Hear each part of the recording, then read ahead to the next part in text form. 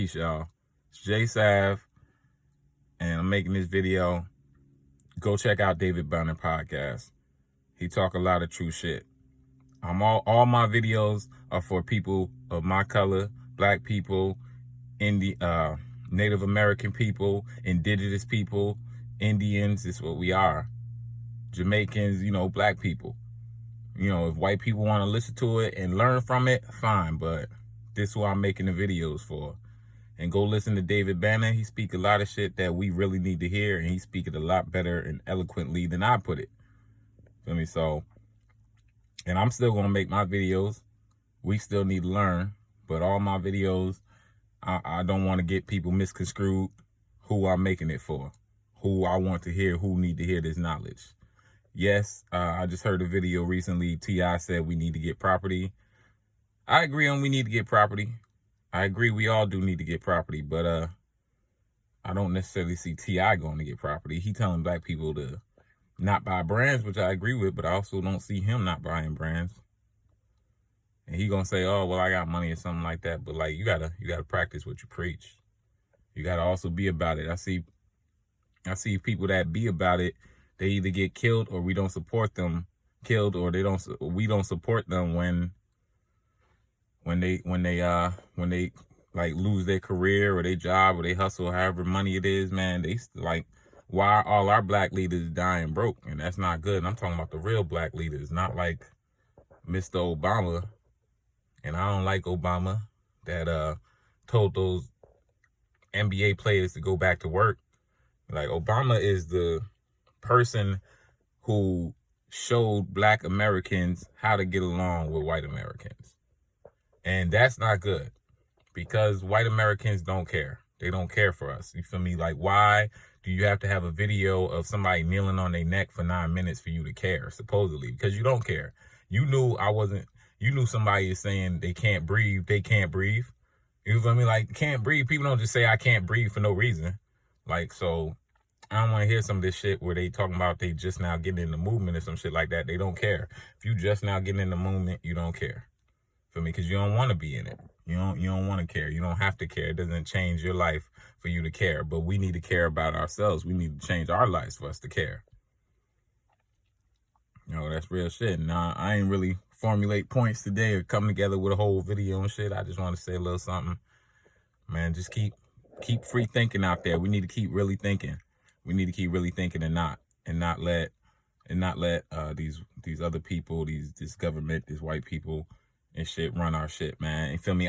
As a kid, I put it like this. As a kid, we don't even have the same power that we think we did, man. We can't even people can't even teach our kids the way we want them. Like, so as a kid, I had afro, I had braids, you feel me? I had twists, I had all that shit, right? So one day I go to school with my afro out, and principal and my teacher stopped me. One of my teachers stopped me. They was like, oh, you can't, you're gonna have to leave early, or you're gonna have to get your hair done, something like that. I'm like, why? I just got an afro. It's distracting. Distracting to who? Mind you, I'm in a 100% black and Spanish school. So I'm pretty sure all of them have either had afros before or seen people with afros. So it wouldn't be distracting to them. It could only be distracting to people who think afros are special. And that's usually white people, because when I see natural girls that I date, they go around their white friends and they got an afro out, they always want to touch their hair. Like, so, you feel me? Black people don't do that shit. Spanish people don't do that shit. We just go up to people and touch people's hair. So it could only be distracting to the people in power. So I got to change my hair so I can come back to that school and learn from them. And to be honest, I really didn't learn much in school. I learned hella more. And I was an A student, but I learned way more after I got out of school.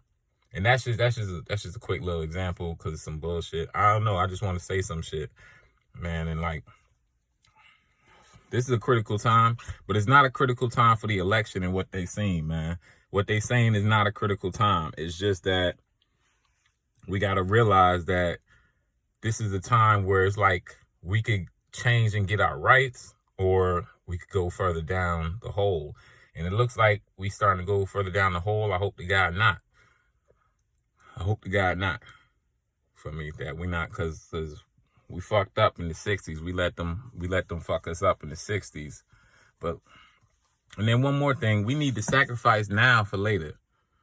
I mean, anybody out there believing in Christian religion, I put it like this. David Banner said, everybody not gonna be Jesus, but you might be Moses.